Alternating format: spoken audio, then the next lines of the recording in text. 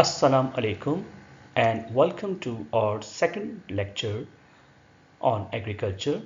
In our previous lecture, we discussed the 3 points to explore the macroeconomic contribution of the agricultural sector.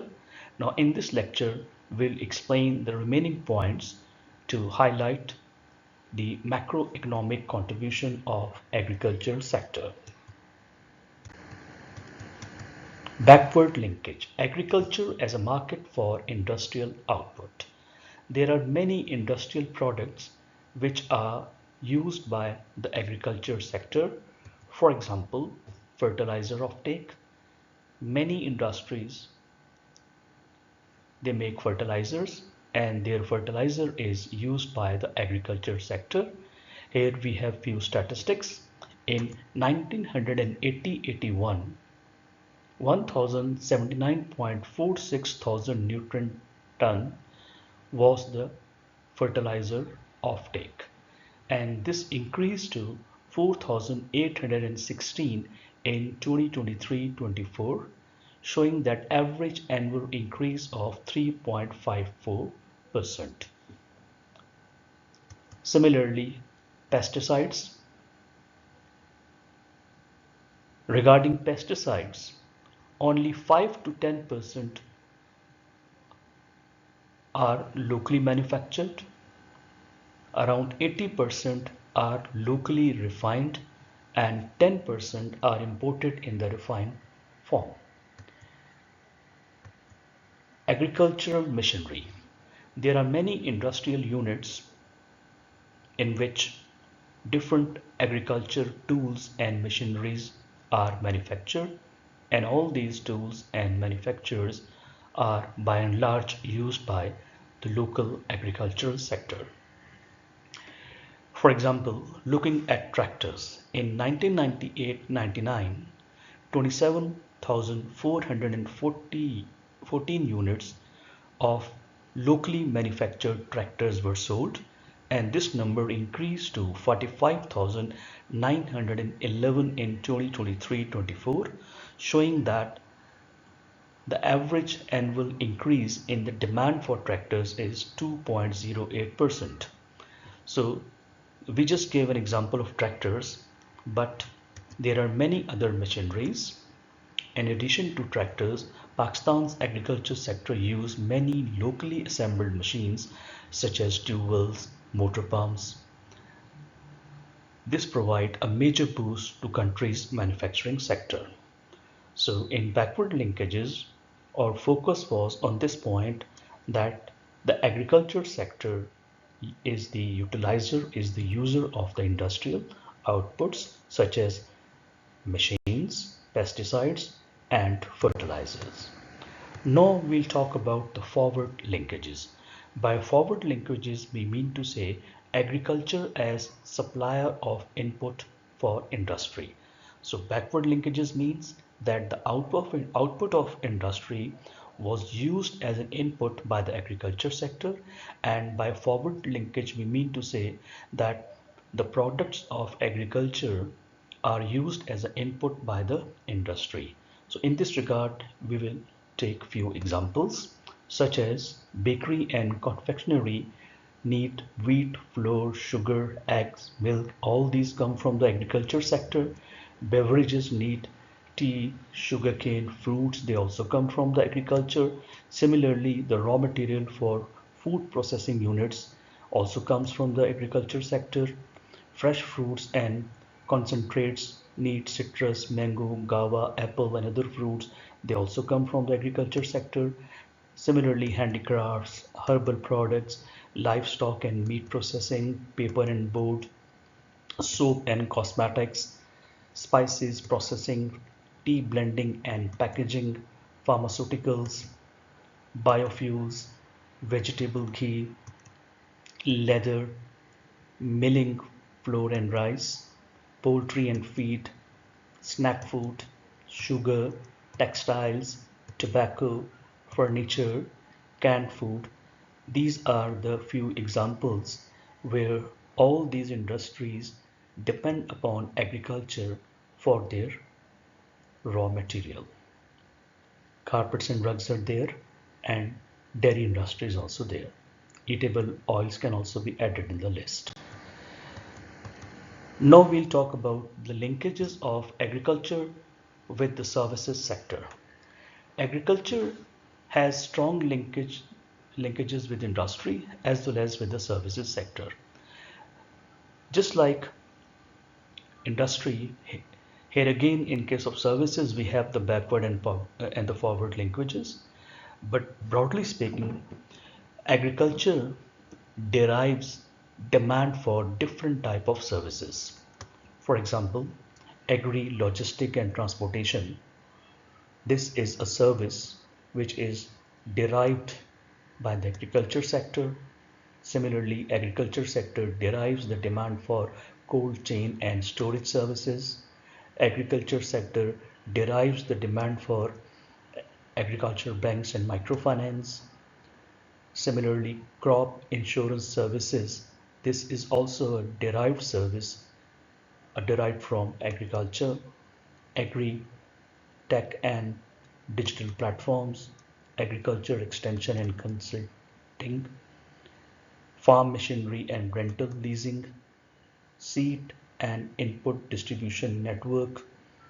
These are the services, but they purely depend upon the agriculture marketing and commission agents, commodity training and future brokerage, food testing and quality certification, irrigation service providers, veterinary and livestock health services, agriculture research and development services, agri-education and training institutes.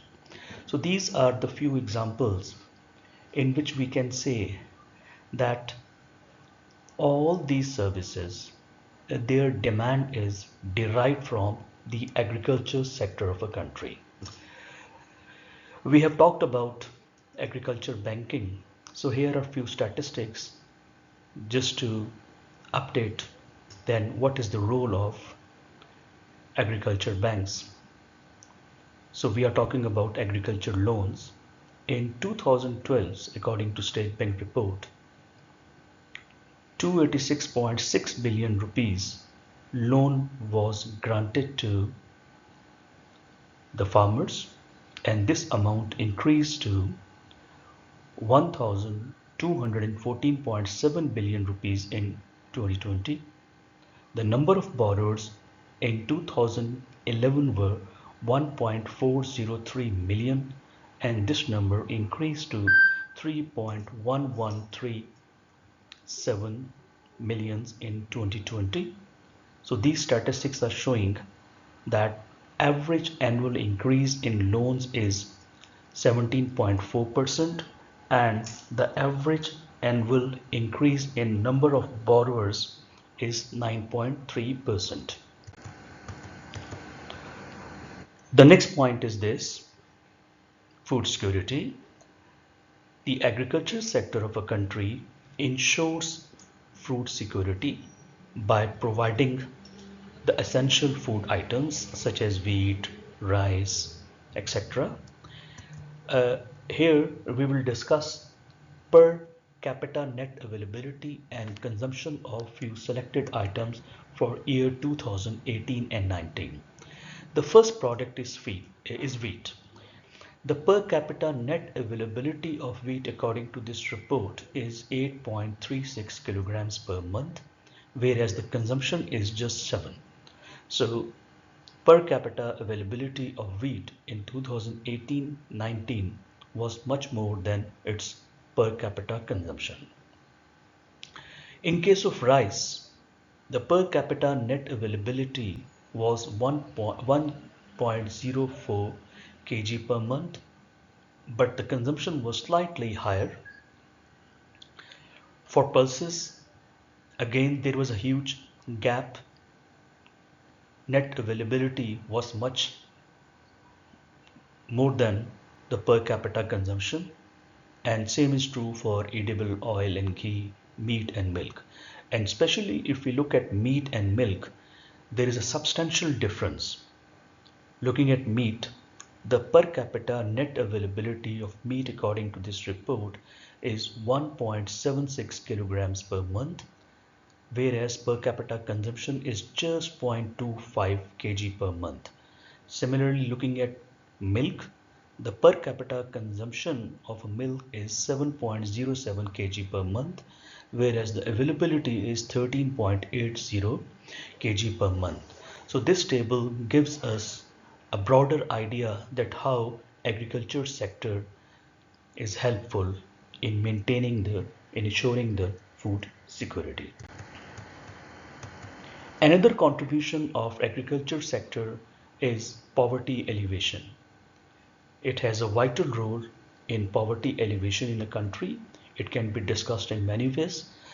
The first and the most important is this, that agriculture sector of a country is primary livelihood source, as we have already discussed in previous lecture, that in 2024-25, 36.6% employment was coming from the agriculture side, and in rural side this number is much higher. 61.58% of the employment share was coming from the agriculture sector. So agriculture sector is a primary livelihood source for a significant number of people. And second way in which agriculture helps in poverty alleviation is that it derives employment in other sectors, that is off-farm jobs such as transport, food storage, agri-marketing, and there are many more examples. We have just seen those examples while discussing the linkage of agriculture sector and services. And there are multiple studies which have explored that agriculture growth reduces poverty. The major studies in this regard are Duresh and Malik 2006, Islam 2011, and Abdur Rahman 2025. The last point, agriculture sector strengthens the regional linkages. This is very important contribution of agriculture sector, that it strengthens the regional linkages.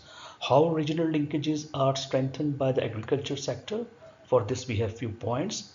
Number one, it connects rural farm with urban markets. So urban markets are connected with the rural farms, and in this way the regional linkage is developed.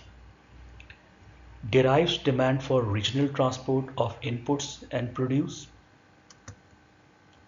Promotes trade of crops, livestock across provinces. This is another factor which boosts the regional linkage. Establishes agro-processing zones in producing regions. Distributes seeds, fertilizer, and machinery across regions. Encourages seasonal migration for harvesting and processing. In agriculture, we have seasonal employment, which leads to the seasonal migration, and people from different areas, they come to the farms for the seasonal employment. So in this way, regional linkages are strengthened. Derives shared water and energy projects across provinces. So these are the few points to explain that how agriculture sector strengthens the regional linkages. So this is all about macroeconomic contribution of agriculture sector. Thanks for your patience, and inshallah in our next lecture we will present an overview of the performance of the agriculture sector of Pakistan. Till then, thank you very much. Allah Hafiz.